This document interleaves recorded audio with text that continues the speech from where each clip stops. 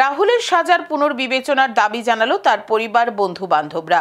বুধবার তারা রাজধানীর স্বামী বিবেকানন্দ ময়দানের সামনে বিবেকানন্দের মূর্তির সামনে এই আবেদন জানান আদালতের কাছে। বিষয়টি দেখার জন্য মুখ্যমন্ত্রীর কাছেও কাতর আবেদন জানান তারা। ঘটনাটি ঘটেছিল 2022 সালের উদয়পুরে।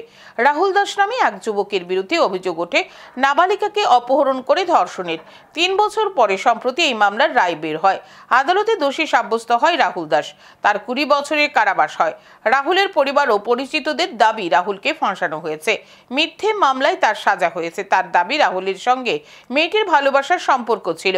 আরও অভিযোগ মেয়েটি রাহুলের বাড়িতে এসে জোর করে রাহুলকে চাপ দিয়েছে পালিয়ে বিয়ে করার জন্য।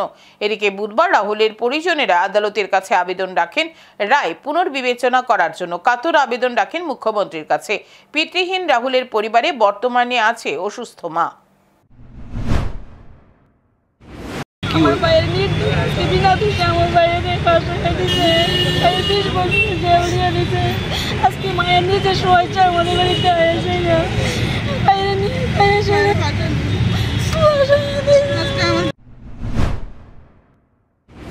18 বছরের কম বয়স্ক একজন মেয়েকে ও ভালোবাসতো। তো মেয়েটা একদিন ওর বাড়িতে চলে এসেছিলো, এসে বলছে যে তোমার আমাকে বিয়ে করতে হবে। রাহুল বলছে তোমার বয়স হয়নি, আমি তোমাকে বিয়ে করতে পারবো না। তো ও বলছে তুমি যদি বিয়ে না করো আমি তোমার বাড়িতে সুইসাইড করব। তারপর ওদের মধ্যে কি কথা হয়েছে, মেয়েটা রাহুলকে নিয়ে পালিয়ে যায় এবং পরবর্তী সময় জানা যায় ধর্মনগরে ছিল 40 দিনের মতো। তো 40 দিন পর মেয়েটা যখন আসে তখন দেখা যায় যে মেয়েটার বাড়ি থেকে মেয়েটা কেস দেয়নি, মেয়েটার মা বাবা ওরা কেস দিয়েছে যে ওকে নাকি অপহরণ করে নিয়ে ধর্ষণ করা হয়েছে।